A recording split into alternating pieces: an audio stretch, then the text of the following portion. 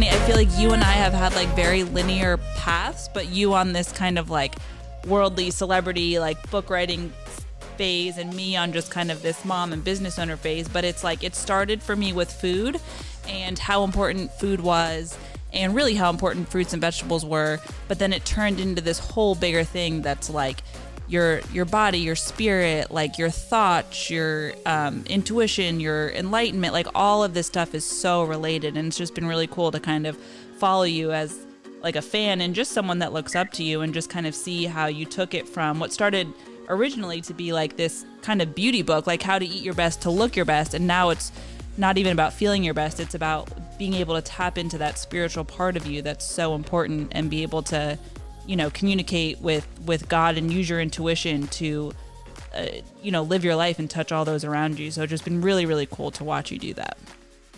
Oh, thank you, love. Yeah, and it did develop naturally. What's interesting now, I have this language for talking about it, which is our four cornerstones: food, body, emotional well-being, and spiritual growth. And I think the pathway, just like it was for you and me initially, what makes sense for a lot of us is the food, because there's this physicality to it. There's a denseness. You can pick it up, you can smell it, you can taste it. We all have to eat every day. But then as you start to get to this place where that feels stabilized, it feels balanced, you have a good repertoire of knowledge, basic understanding of how to eat, you realize it's just the beginning. And so for me, a lot of my food philosophy did come directly from India. I was there on the round the world trip the first time for 3 months. It was the first time I was hearing about Ayurveda and yoga and meditation. It was the first time I read about Paramahansa Yogananda, who's the great yoga guru who brought yoga to the West. And one thing that was really preeminent in all of the teachings and all the gurus and all the yogis was eating a vegetarian diet. And so this really struck me. I was trying to figure out how to eat. I was bloated. I had a lot of acne. My hair wouldn't grow, like all the things I talk about in those first books. Like many of us, I was suffering. I was uncomfortable in the physical body. So the yogis teach that food is an essential part of the path, because not because it's the end goal, but food allows our temples, our bodily temples, to feel good and energized and healthy, so that we can start to go into the higher levels of deep self-connection to the true self, which is the term that Yogananda uses, which is the soul. Spirit individualized. We can start to embody that and live that more in our lives. So food can either be a deterrent on the path, or it could be supportive. And so when we look at ourselves in the holistic way that we are constructed by God, by spirit, we want to nurture ourselves on all these levels, so that really what we were all seeking, and I just didn't have the language back then. I wanted to look good, yes, but that's not enough. That's not enough to really live a fulfilling, amazing life. It's about feeling embodied, feeling really connected to yourself, and then therefore to others. And I think to that point, it's like, do you use the word vibrations? Like, are you a vibrations person? That's kind of how I communicate it to my kids. It's like we're all kind of operating on these like energetic vibrations. And when you're eating whole, organic, gorgeous food, those are really high vibration foods that are going to make your body vibrate higher and attract the things you want to track and be happier, help more people, all these things. And then when you're eating, you know, the Takis and the Doritos and the processed food that's extremely low vibrations, then you're going to pull your own vibrations down, and you're going to get into a place where maybe you start to suffer with depression or negative thoughts, or, Yes. putting the right things in your body so that your body can be the best performance. I guess that's how I talk to my kids about it, is just using vibrations, because it's easy to kind of understand. Exactly. So vibration or energy, basically any way we're trying to communicate non-linear. So one of the things in my philosophy has been the through line through all my books. So now I have 6 adult books, and I'm actually writing my first children's book right now. I'm Oh, very excited. congratulations. Thank you.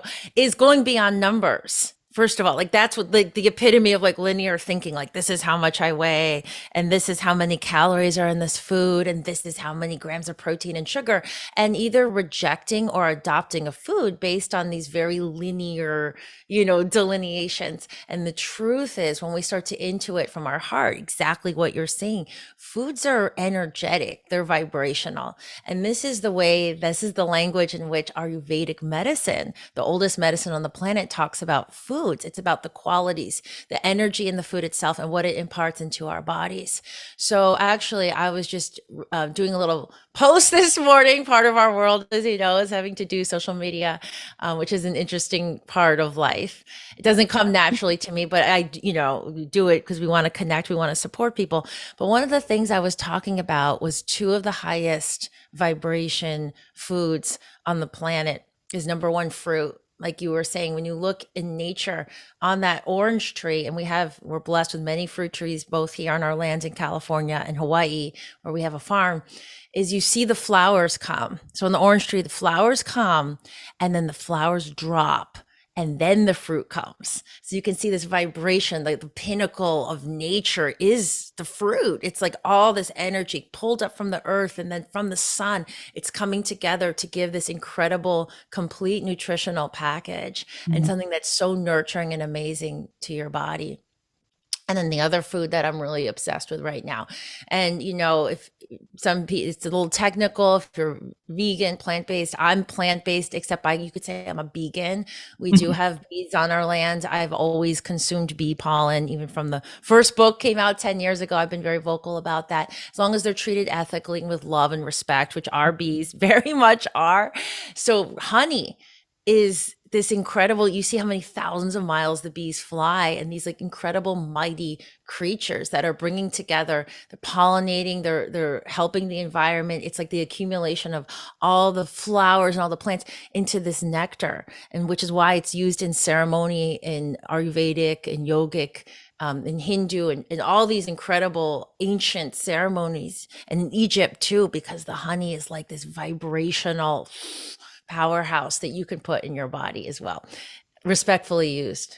That's so true. My dad's actually a beekeeper, so Ah, I like have been into the world of bees and like understanding it. To me, it was like the most prevalent example of God. I'm like, just the way that they like take care of each other and like the system. I'm like, there's just no way that the creator didn't create that just because of how like amazing the bees and all that are. But the other thing I noticed with honey, and we do like obviously the raw local, usually my dad's honey, but I'll take a spoonful before my workouts, and it's like yes. a absolutely, it's like a natural pre-workout that works better than any sort of gross chemical thing. Like it's incredible how much that does. Yeah, so this is something that I talked about as well. Coming from a background of a really compromised microbiome, having dysbiosis, having bloating, having candida, I totally respect and I take people through in my programs how to really heal your gut first. So in the beginning, you may start with low sugar fruit, and maybe honey can feel a little bit intense for you. But as I say, a healthy body should be able to eat healthy, natural foods. So if anyone's listening and they're like, oh man, like I get bloated from fruit or all this stuff, like there is a way to heal the gut. We're all, most all of us, of course, there's different conditions and everybody's body's different, but I am a big believer. All my juice bars, all my recipes, people would come in and say, we'll get triple the protein powder, but no banana. So I'm really passionate about this topic and sharing that fruit comes from God. It comes from nature. It's this amazing food. And same thing with the honey. Sometimes our bodies just need a little bit more balancing before we can handle these foods regularly, but that's all possible too. To that point, Deepak Chopra, who's one of my favorite, I love his books. He actually said one of the most like in one of his books I was reading, and he said, probably in passing, he said in one of his chapters, like you should never leave somebody without giving something to them, whether it's like bringing them a gift, obviously, but like if you can't do that every single time, like leave them with a prayer, leave them with a blessing. Like every single time you have an interaction with someone, walk away just like blessing them in their head, which is, I pray abundance for those people, or I pray joy or peace for those people. And it literally changed my life because it's like, it puts out there into the universe those like vibrations of giving and positivity with people. And it's like, it's one of the most profound things that I've ever read and implemented in my own life. But anyway, so I love him. And one thing he says about your beauty detox power book is that there's a root when it comes to weight loss, and that there's blocks that we need to get through to create sustained success in areas of your life. Can you talk a little bit about those? Yeah, so what's interesting, I've had quite a journey with Deepak. We wrote a book together. 3 books ago now. And actually, my new book, You're More Than You Think You Are. Oh, I was going to say he's the cover quote. No, that's Drew. He's on the Love back. Talking about this concept. So we've been in discussion for years about this, and this is really what the latest book I talk about is, which is this idea that we are this. There's two parts of us together. There's the physical, the egoic part of us that's sensing things with the five senses. So the peripheral system is always looking out in the mirror, looking at emails, smelling, tasting, and looking out. So the problem, and what you were mentioning, what Deepak was saying, is when we over identify with this part of us, we start to feel very separate. We start to feel like, oh, here's me and there's everything else. And we start to compare, and we start to feel a lot more anxiety in our lives and more overthinking. So really what Yogananda and the great gurus have all said is that we want to connect more to the true self inside of you, which is your heart, your intuition, your soul. And when you do that, you come from this more abundant place of love and creativity. So as it relates to what you were saying about what Deepak is saying, is when you start to transition your interactions with people, instead of like, what am I getting or what can I gain from this, into what can I give, you start to expand your identification with just this limited, bag of bones and skin, into our identity with everybody and everything is from the same source. So you start to see more connectivity versus more separation. You start to feel great inner peace from that. So everything is interrelated. We could go down this rabbit hole as well, but this is the way I've been able to lead so many clients and readers and people into sustained weight loss, is because a big block in keeping the weight on is this idea of like protection and protecting yourself and creating safety and security on a deep, deep unconscious level.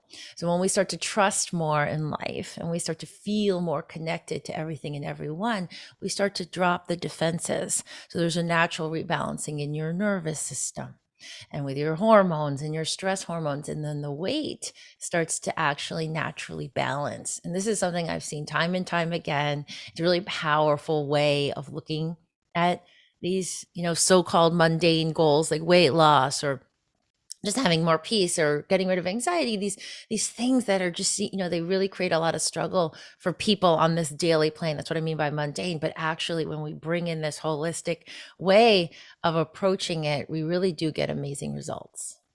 Kimberly, first of all, incredible information. So good to chat with you. To that point, I have a question for you. If somebody's listening to this podcast right now, they're 10 minutes in like we are, and they're thinking, hey, I'm kind of inspired right now. I'm thinking about changing my lifestyle, and I want to turn towards a more kind of holistic approach, maybe lose some weight, but in the right way, right, in a lifestyle type of a way. What are some of the first steps that you would recommend that they can take for someone who's very new to this line of thinking?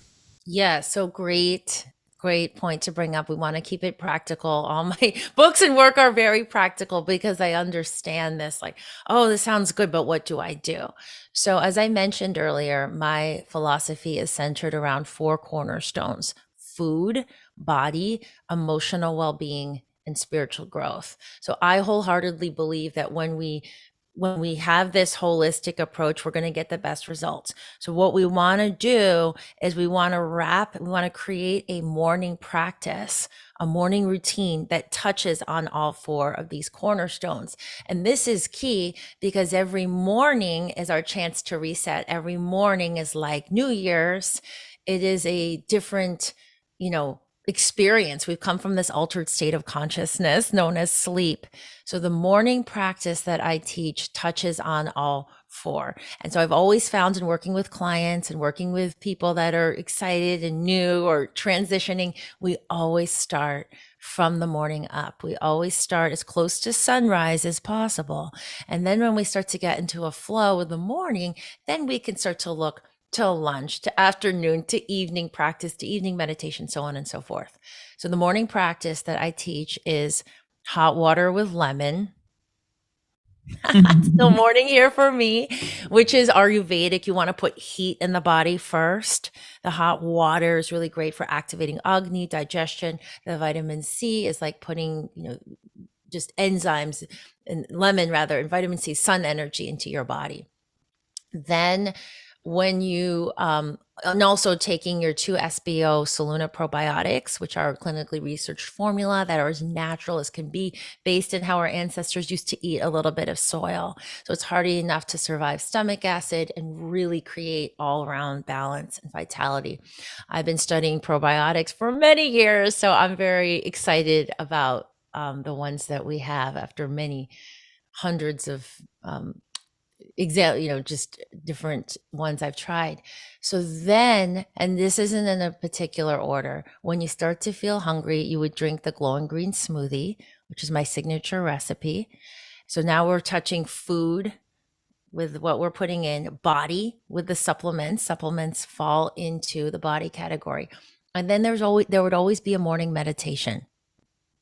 And Yogananda teaches that you want to meditate as soon as possible to waking up before you get caught into the emails and your thoughts of the day. So I put out these free practical enlightenment meditations that are about 7 minutes, guided meditations. So you can really start to connect inward into your breath, into your body, into getting really centered, really clear. And this is great for helping with food cravings that could come up later in the day or confusion. You really want to start this day in a clear place. And then the last part, I don't have it right here, usually I do, is my notebook. And I always encourage 5 minutes or so of journaling. And this is great for your emotional well-being. There's a lot of that I teach about this on my site as well, but what can you let go of? What can you be grateful for? Processing things from pen to paper. And there's a lot of research coming out from places like Harvard and so on, how this really helps to dial you in, because our thoughts are always circling. So when you can put things on paper, you also enter the day more centered. So anyways, it's hot water with lemon, SBO probiotics, glowing green smoothie, meditation, and journaling. And a long-winded way of saying it, but that's basically the routine that I teach. I love that. And I love that that's a really accessible routine. Like there's nothing in there that, you have to do for 2 hours in the morning. I love that, like a 7-minute meditation. And I want to talk about more about meditation in a second, but I think sometimes people think it has to be like this 2-hour thing where you're completely, somewhere else, but 7 minutes most people can do. And that's really achievable. But before we go too far into meditation, I want to talk a little bit about the Ayurvedic practice. I don't actually think we've ever talked about that on this podcast. So I would love for you, if you could, to maybe give like a little overview of that, just like the 4 different types and kind of what it all entails when you start studying that type of medicine. There's Pitta, which is fire, and then there's Vata, which is air and space, and then there's Kapha, which is water and earth. So within everybody's body, we have different constitutions. We all have all the elements. So the Ayurvedic Pancha Mahabhuta theory, taking it a step back, says that the 5 elements in nature, which again are air, space, fire, earth, and water, are the same elements in our bodies. Some of us have a predominance of 1 or 2, usually 2 make up the dominant part of our constitution, but we all contain all 3 of these elements. So when you start to understand that more about your body, and there's a lot more information on this in the book that Deepak and I wrote together, which has it was an Ayurvedic meditation book called Radical Beauty. That came out a few years ago. When you understand your body more, you can start to adjust, like we were talking about, the vibration, the actual foods that you're eating. It influences things like the way that you would work out. So for instance, if you have a lot of pitta, a lot of fire constitution in your body, probably not the best choice to always be doing hot yoga, for instance, which would be over aggravating. So once we understand this, it's really lifestyle. It's how you eat, how you live, your relationships, the music that you listen to, all the input from the environment starts to be affected and layered in.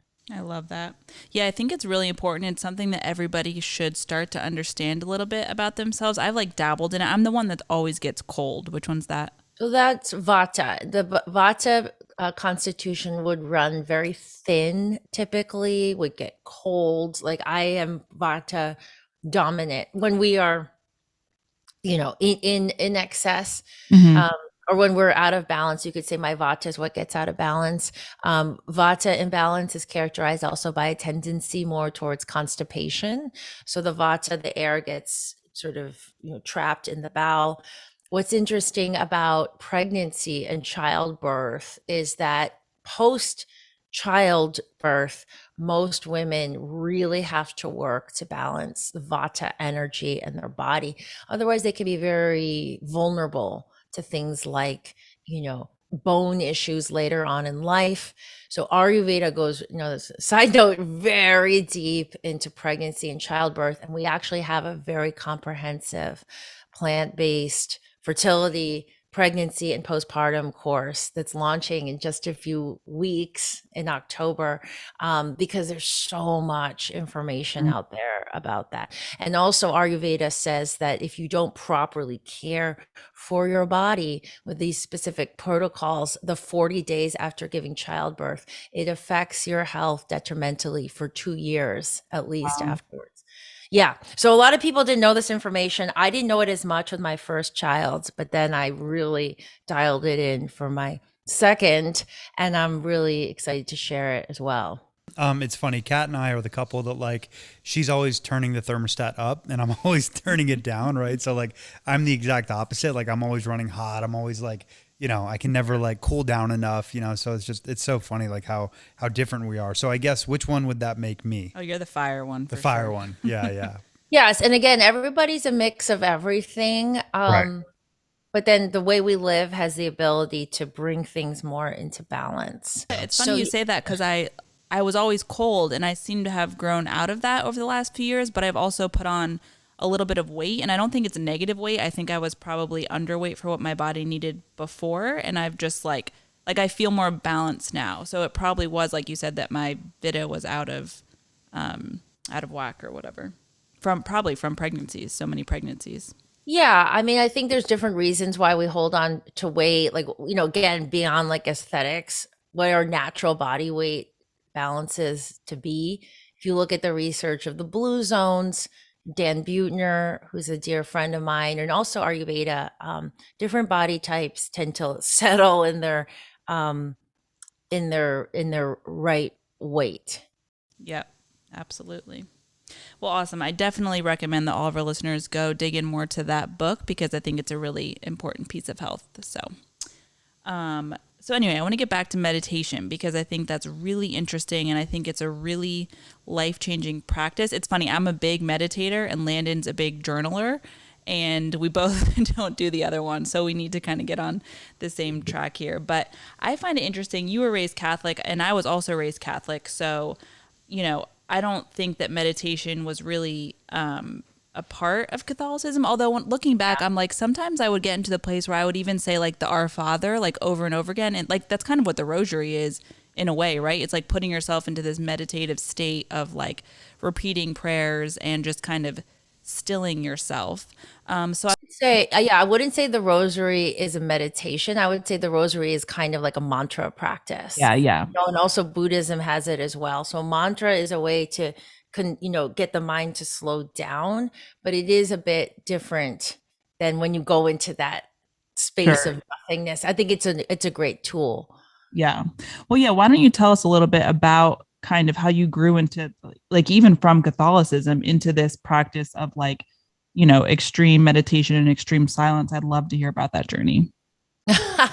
Yes, I'll share. I wouldn't use the word extreme. I think it's natural. I think it's this sinking down, but I know for some people at first, it does seem extreme to kind of go from this world of form and seeing things into this inner space.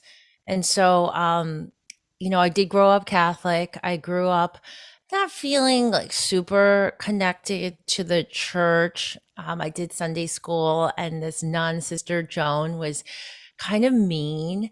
So I didn't always have the best connotation with going there, but I always felt really close to Jesus. And I loved reading the stories about Jesus and the parables and the love. And so, fast forward, I did go to a Jesuit college, but I didn't always go to mass. And then afterwards, I started backpacking. And as I mentioned, I did it was over 50 countries. It was like a huge thing from Australia. I bought an around the world ticket one way. It was like, it's really inexpensive if you're under 26 years old. So I did it one way, and I ended up doing a second one and a third one. So you get 15 stops for each ticket as long as you go in one direction. So one of the trips I did a lot of, Southeast Asia, Thailand, Laos, Cambodia, up Vietnam, China. And then one I did a lot of Africa, India again, went back to India, South America, like all over the place. But anyways, when I went to India, I didn't know what to expect. India is really intense, and some people love it and some people hate it. For me, I loved it. And it was palpable how intense the spiritual energy is there, especially in the holy cities, which is really where I hung out. And so Varanasi and so on. And so I remember being like, oh, is this like, I know anything about yoga and Hinduism? Do they have like a million gods? Because there's all these different shapes like elephants and monkeys and things. And so I just felt intrigued, but also like, ugh, like, I don't know, like, does this mean I'm converting to another religion as I learned about it? And then as I describe in the new book, I went into a bookshop one day in Varanasi. And I started reading this plain book called How You Can Talk to God by Paramahansa Yogananda. And as I started reading, he was talking about oneness and this underlying energy matrix that connects all things. He was talking about love. He was talking about Jesus and Krishna and how it was really this one message and one God. And I remember reading it, and I just started getting these like, what you could say was almost like Kundalini, like this fire rising up my spine. So I continued to learn and study. And what was really interesting, the way that Yogananda was describing it was very much, like I said, there's many paths up to the one, but there is only one. In Hinduism, it's monotheistic. There's one God, but many different aspects or forms of the divine that you may call on or pray to or whatever it is. So then I started going down this path. And again, what was really attractive to me was that he was using the context of Christ and Krishna and putting them on the altar and saying this bhakti yoga, which is the path of love, is really what we're all saying here. We're saying the same thing. So it was through Yogananda, I was continuing to pray, which has always been a part of my practice, but I was learning to connect and having this more personal relationship with God. So when I was Catholic, I prayed to Jesus. There's a whole confession thing. There's a whole like separation. And I didn't like this real love in this relationship was what I was craving. So then I was learning these very scientific, specific Kriya Yoga techniques from Yogananda. And Kriya Yoga is the only type of yoga meditation that's mentioned in Patanjali's Yoga Sutras. It's mentioned twice. And Yogananda calls it this super highway of getting to God. There's so many things people call meditation, but they're really just calming the mind, versus true meditation is about union. So it's union. It's about you going into your spine. It's about you going from peripheral nervous system back into central nervous system and finding this really deep connection. So that's sort of, I could go on and on, but that was my introduction. Now over 12, how many years ago, 15 years ago now, I've been meditating. And when I started applying the Kriya Yoga, this is right when I got back from backpacking. This was, when I started to really change my life. This is when I started writing books.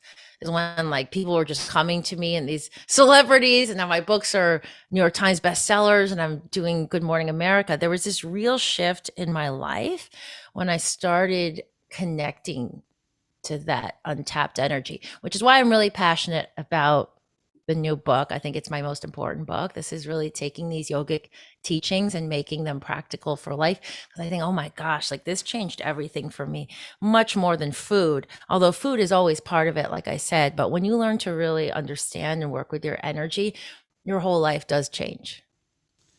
Kimberly, it's such an awesome story. It's funny, like you were sitting there describing this realization that you had, and I was having almost like an emotional reaction to it, like listening to the passion and listening to how this affected your life so much. And it's funny, like you could say Catholicism, or really what religion I believe does is kind of turn something that should be more of an identity focus into an accountability focus. And, I just don't quite believe in that. I think that, when we're not operating in our identity, and what I believe identity is like truly how God created us to be. And so when we're not operating that way, we're not operating in our identity. And when we're not operating in our identity, a lot of, religions or whatever, it almost switches to an accountability thing. But if we just look at it more of an identity thing, it takes such a different context, and it turns something that could be construed negatively into something that can be construed into love. And so I just loved hearing you say that. And that was just super powerful. I want to share one thing, like you said about that, because I'm getting goosebumps. I'm in this place now where I mentioned we're really so grateful. We had this farm in Hawaii that we bought last year. And every time I go, I feel this really intense spiritual, like I'm on a spiritual retreat, and I camp with our older son in the forest. Most nights we have forest on the land. And you realize, like, underneath culture, which used to be really important to me. I used to live in New York City. When I got back for a little while, restaurants and museums and fashion, all this stuff, which is great. We can enjoy it, but it's all human ideas, right? So if you keep going underneath the ideas from humans is this purity. So when I'm in Hawaii and we're planting cacao and we had the honey and we're planting all this stuff, and then we're going to the waterfalls, I really feel so connected to source because there's no ideas. It's just like, as we were saying, when we go into this place beyond thinking, when we do really effective meditation, we're going to this place beyond ideas. And what comes forward is love, is connection. Whereas religion can be heady, right? Like you were saying, there can be ideas. It can separate people. We can say only my religion, versus, and then these people are cast out, versus the truth, which is the oneness, which is that we all come from source. So there's this through line that's connecting everybody, and oneness can seem like a really big concept with our head, but then you can feel it in your heart when you get out of the head. Amazing. So how would you differentiate meditation and prayer? Like I think a lot of people ask me that too, because I like kind of practice both, but I think it's like a confusing thing for especially maybe like a Christian that's just getting into meditation. So and again, there's many different ways of meditating. There's some modern ideas. For me, I am a very firm believer in practicing what the great ones taught us. So going with a lineage that's been, tested and true for thousands of years. So it's not just like our own ideas. So Yogananda is bringing forth this Kriya Yoga, which if you trace the lineage came from his guru, Swami Sri Yukteswar, which was brought down from Babaji and Lahiri Mahashaya. So it's like a direct path of how to get into your spine. And as I mentioned, this is the type of meditation that's been mentioned in the Yoga Sutras by Patanjali thousands of years ago. So there's this through line of these really enlightened rishis and sages. So I think if I'm going to put energy into meditation, I want to do it the way that's come through, right? So for me, or for, for how it's taught in Kriya, it's very specific ways of working with your breath into this limb of yoga, which people don't always talk about, but pratyahara. And pratyahara is the science of removing your energy, always flowing out, always leaking out a bit through the senses, and reversing it, or Yogananda says, turning the searchlights of your attention back into your spine. So now you're feeling this magnetic current going up and down your spine. So you want to create this connection first. And this is what that meditation part is. Your breath starts to slow down. You go into stillness. And this is where Yogananda says, God is the stillness beyond all, right? Beyond the form, beyond the thoughts. So you want to do these techniques to get into this really more still place.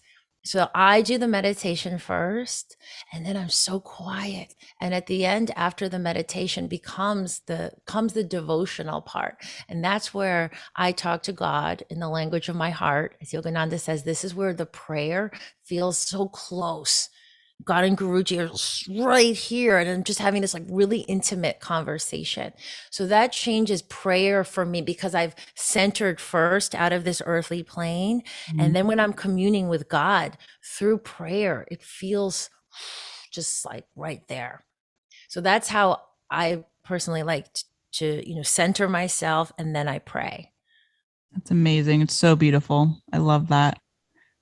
And yeah, it gets deeper and deeper. Like Yeah. it just keeps evolving. And of course, there's times where I wake up in the morning, I just say a prayer to start the day before I've had a chance to go into meditation, like before I brush my teeth or whatever. So of course we can do both. Mhm. But I think it's important to see that they're intertwined, but they're a bit different, One of the biggest, I don't know, I wouldn't call it a benefit, but one of the things I notice after I'm consistent with meditation and I'm drawn to that is that my intuitions are stronger, and that I trust them more, and they're more obvious to me.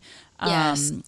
And I think a lot of people have problems with that. I get that question a lot. They're like, how do you know it's your intuition? How do you know it's God talking? How do you know this is aligned? So what are some of the ways that because you talk a lot about intuition, even intuitive eating. So I'd love to hear, just about like how someone that might not, like, I think that it's really sad because so many of us are so far away from that, like the commune that you talk about with God, and that like stillness where God is right there with you. I think just our culture and our way of living has gotten us so far from that people can't even trust their own intuition anymore. Yes. And so there is a chapter in the new book called You Are an Intuitive Body that goes really deep into this because it is such a big topic. And intuition is what Yogananda called the infallible voice of the inner counsel. So this is where God, literally universe, whatever word you want to say, is kind of pushing you in one direction. It could be as minute as your body really could use some carrots right now, or this is actually the right doctor to go with, or this is the right job to take, or this is the right person to have on the podcast, right? Whatever it is, very subtle. So it's like these subtle messages. And the problem is we live in this world that is very loud and very the opposite of subtle. So if you want to start listening to intuition, which is one of the most powerful things you can do, number one, like I said, you want to start the day with that morning practice, with the meditation at the beginning, before you put on any screens. Because once you start going into screens, you start this programming level where, again, it's other people's ideas. So do not go on the news first thing. Do not go on TikTok first thing. Connect. This is where you're going to really start to create that line of energy, that real communication between you and God before the day starts. Number two, you batch the times you are on screens and social media. We don't own TVs in my house. I know it's like a big thing. And it's funny because I used to work with, and I do still, although it's different now that I'm a mom, work with many celebrities, people that create TVs and movies. I used to be on film sets all the time. So there's just like a lot of noise. You don't want to dribble. You don't want TV on in the background all the time. When you put it on, it's there. But there should be moments of silence. And I'm a big believer of this. With our children go to low tech, or our older son, our younger one doesn't go yet. The Waldorf inspired, which is low technology. So, anyways, so time batching the screen time, starting with morning meditation, and then pausing in between things, pausing before you eat. So you're just going from a Zoom straight into like just automatic drive. You want to take those moments just to see what arises. What's the best thing for me to eat right now? What's the best response to this email? So there's another chapter in the book called Expanding the Gaps. And we don't have gaps between our thoughts. And it starts with this very powerful practice, which if you guys want, I can take you through it in 20 seconds. We could do it at the end, or we could do it now. When you start to understand what a real gap is, then you start to expand it in your life. Yeah, let's do it right now. Okay, so the yogis teach that the real stillness, so we start to expand the stillness, right? That's the goal of meditation. But the real stillness, like I said, we want to go in, want to touch it, and then it starts to expand. If we don't have that initial experience, then we don't really know what we're doing, right? So the yogis teach, Lahiri Mahashaya and all the great ones, they teach that the real way to access stillness is in the micro gap between your inhale and your exhale. So there's this little micro gap of this state of breathlessness. And so when we start to experience that, again, it just starts to create this profound shift and change into us really experiencing stillness. So let's do it together just for like 20 seconds or so. Okay. This is called the expanding the gaps practice. You're just going to sit right where you are, close your eyes. And then just take a moment and just feel your seat, relax your body, relax your shoulders, but keep your spine lifted. So I'm going to do the counts. It's very simple. We're just going to inhale in and out for a count of 4, but we're going to pause in between the breaths. Okay. So take a deep breath in and then exhale out through your nose. Okay. So now you're going to inhale 2, 3, 4, and pause full at the top with your lungs full of air. And then exhale 2, 3, 4, and pause empty at the bottom.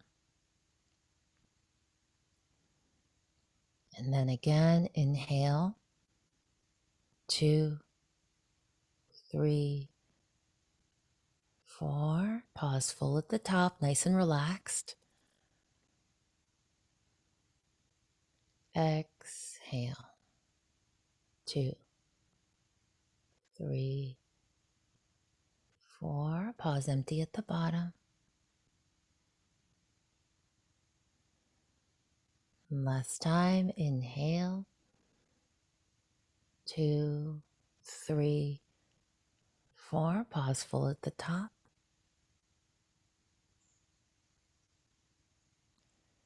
Exhale 2, 3, 4. And then you can just breathe in and out normally. You can float your eyes open slowly when you feel ready. So good. I can like literally feel my nervous system calming No, down. seriously. It's like time is like, we're like, yes, it's proof that time isn't linear. Mm-hmm. Yeah. Like there's That's just so this good. like expanded, like there's this stillness underneath every single moment. It's wild, right? Really wild. So good. I know. Wow. Do you practice Wim Hof breathing at all? Or have you ever? So I know Wim Hof. He's been on my podcast. He has adopted his breathing method from a yogic method. I don't practice it personally. I have great respect for him, but I'm very regular. I'm Yeah. really deep with the Kriya that Yogananda teaches. Yeah. I think it's just any breath practice for someone that's not doing it is like absolutely life changing just for those things like the nervous system and that stillness and that peace. I think that again, people are so far off from Yes. thinking about their breath that it's like any sort of kind of energy put towards that really, really is life changing. So this is what I say about that, because now we know breath work is very trendy. And a lot of people are starting to say, oh, here's a tool I can use. And I think it's great. It's like people trying to get healthier. So they'll have like a healthier version of that craving or that junk food or whatever. But eventually we see like a lot of the breath work that I see today is very fast and sort of getting people into this like state. And they're like, oh, like almost like an ecstasy state or almost like where you get to with plant medicine or something. And I think these are all useful tools along the path. But where we're going is towards stillness. Where we're going is not towards revving yourself up. And so Yogananda talks about, it's some of these like unscientific yoga techniques are getting people to feel something. And that might be helpful on the journey because they're not even aware of it. But eventually, like we were just doing, where God lives, I believe like in this matrix of energy is stillness. It's not revving up. It's like getting to this point of like, so still, so calm, right? So the stillness is where we're going eventually. Absolutely. It's funny. I homeschool my kids, and one of the authors or the thought leaders that I love his name is John Holt. Oh, yes. Yes, I love him. But one of the things that he recommends, especially for children, is it's called radical downtime. And it's literally like letting them lay there and do nothing, no stimulation, obviously, no technology. It's like literally just having them sit there and do nothing. And I find when I do with my kids, like all of us are completely better humans and ironically more effective humans. It's like, it's just taking that 30 minutes of sitting on the couch with no stimulation changes the whole trajectory of our day. And it's something that's completely like we're stimulated at all times now. It's like never ends, especially for the kids with the phone and the social media and all that kind of stuff. But because your kids are probably in a little bit of a different stage. Like I have 16, 15, so they're and then little, of course, but Yeah, I was gonna say, like, without knowing that specific research. So our kids are 6 and 2, so they don't have phones yet. They don't have iPads. We don't have TVs. So we're doing a lot of that anyway. Where naturally Emerson, our oldest, will just sort of lay there, and he's just kind of like doing an imagination, or he's just like in his head. Yeah, and we don't have so many like planned activities. There's just like a natural play, a lot of play outside. We have land here in Hawaii. So yeah, I'm a big believer in that more chilled way of letting them be. Well, Kimberly, it's been so good to talk to you. Like I've thoroughly enjoyed this conversation and just listening to you and your experiences and your thoughts are just super impressive. And I'm just really happy that we had this time together. I would like to chat just a second, a little bit more about Soluna, your brand, and just where, if our listeners, they're thinking more about healing their bodies with different supplementations and things like that, where can they find more information? What kind of products do you offer and things like that? Yes, thank you so much for bringing that up and for having me on with you guys. So Soluna is, first of all, the word Soluna means the sun and the moon. So it's about this wholeness. So as I mentioned, our 4 cornerstones: food, body, emotional well-being, and spiritual growth. We have offerings in each of them. So we have tons of recipes, my first few books. We have supplements. We have high performance skincare. Emotional well-being wise, we have an online amazing community called the Soluna Circle. And we do Zooms, we meditate together, we talk about themes every month. This month it's about going beyond control. And then spiritual growth wise, I put out free meditations all the time. And we also have many different sorts of online programs that combine these elements, including our amazing plant-based pregnancy course, which is now just launching. So the first one that Kat and I were talking about is called the Beauty Detox Solution. Now came out exactly 10 years ago. How does it look right now?